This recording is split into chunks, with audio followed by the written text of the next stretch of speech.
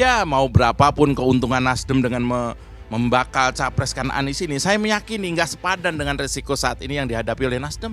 Mulai dari ancaman tergusur dari partai koalisi, kena reshuffle, surveinya anjlok, kader senior pada keluar, terbelahnya dukungan para militan, sampai pengurus DPP-nya jadi bulan-bulanan netizen. Dihantam isu hengkang besar-besaran, efek besar mendukung Anies, momen Nasdem Riau kehilangan sosok figur yang membawa generasi milenial. Ditulis oleh tim redaksi jurnal, dikutip dari berbagai sumber. Ya karena setelah Nasdem mendeklarasikan Anies sebagai capresnya, secara survei ternyata malah semakin turun. Jadi menurut saya Nasdem tidak bisa terlalu overconfidence gitu. Setelah ditinggal Sekwil DPW Riau, Johnny Charles yang menyatakan mundur dari jabatannya, sekaligus mundur sebagai Bacalek DPR RI Riau I. Para bacalek Nasdem potensial juga dikabarkan mundur. Keputusan Nasdem yang secara terbuka mengusung Anies menjadi Capres 2024 memang sedikit mengejutkan. Sebab secara mazhab politik Anies sangat berbeda dengan pemerintah, bahkan mau tidak mau, suka atau tidak suka. Harus kita akui bahwa selama ini Anies Baswedan selalu dihadapkan dengan pemerintahan pusat. Hal ini menandakan Nasdem terlihat sudah sangat siap dengan konsekuensi yang terjadi ke depan, termasuk kemungkinan pecah kongsi dengan presiden atau dengan para pendukung fanatiknya. Semua orang tahu Anies itu tak masuk kategori selera politik pendukung pemerintah saat ini. Nah, saat ini banyak tokoh partai Nasdem mulai angkat kaki satu persatu. Bahkan tidak seluruh kader Nasdem sepakat dengan keputusan partai mengusung Anies Baswedan sebagai capres. Fatalnya, ada yang secara terang-terangan menyatakan ketidaksetujuan. Ada juga yang tiba-tiba angkat kaki. Salah satunya Dr. Afni Z dari Dapil Siak Pelalawan untuk kursi DPRD Provinsi Riau. Iya, saya mengundurkan diri, jawab Afni saat dikonfirmasi awak media. Saat ditanya lebih lanjut apa alasannya mundur, Afni tidak menyatakan secara terbuka. Ia justru meminta awak media bertanya Bapilu DPW Nasdem, Dedi Herianto Lubis. Coba tanyakan ke Bapilu saja ya, maaf, jawabnya singkat. Aktivis jurnalis perempuan potensial yang disebut sebagai kuda hitam Partai Nasdem pada Pileg 2024 itu pun menolak menjawab lebih rinci alasan pengunduran dirinya sebagai Bacalek Provinsi Riau. Padahal sosialisasinya sebagai bacalek di media sosial dan di masyarakat terlihat sangat aktif. Kami tetap kerja untuk rakyat, jawabnya diplomatis saat ditanya lebih jauh. Afni disebut sebagai salah satu kandidat terkuat caleg Provinsi Partai Nasdem dari Dapil Siak Pelalawan. Putri asli Siak yang juga menjabat sebagai tenaga ahli Menteri LHK ini terlihat rutin melakukan kerja lapangan, terutama pada pendampingan masyarakat untuk memperoleh kembali hak hutan tanah. Pengamat komunikasi politik dari UMRI, Aidil, mengatakan Nasdem Riau sangat disayangkan bila kehilangan bacalek seperti Dr. Afni pada Pileg 2024. Track record kerjanya di masyarakat Riau, khususnya Dapil Siak yang juga kampung halamannya, sudah sangat bagus.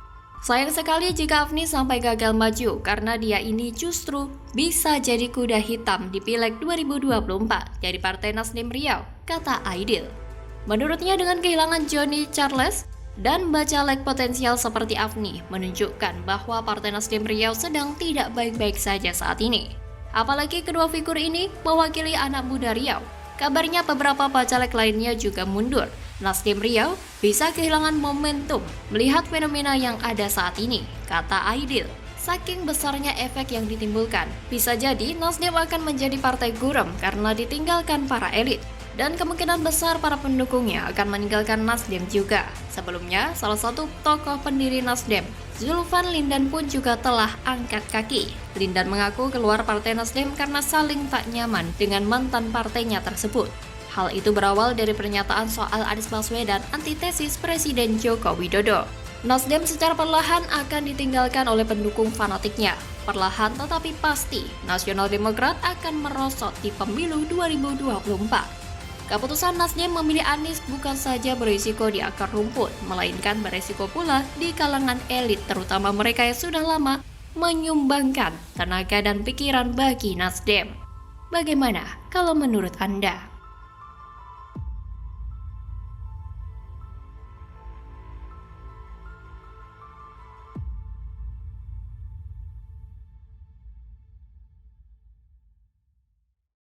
berharap AHY segera diumumkan sebagai pendamping Anies. Oke. Kalau kita lihat trennya, Livi, 3 bulan, 4 bulan belakangan, aktivis Demokrat, kader-kader Demokrat, elit-elit Demokrat, tiap hari muji-muji Anies. Tapi AHY tidak kunjung diumumkan sebagai pendamping. Gegara AHY, Nasdem berpeluang ubah koalisi, tinggalkan Demokrat dan PKS. Ditulis oleh tim redaksi jurnal, dikutip dari berbagai sumber. Dan kalau akhirnya terjadi perkawinan Nasdem dengan PKS, AHY lagi-lagi gigit jari gak jadi calon wakil presiden lagi. Pernah saya katakan terdahulu bahwa ini kawin paksa. Kawin paksa ini kemungkinan besar bukan hanya cerai, tapi belum kawin beneran itu sudah bisa cerai.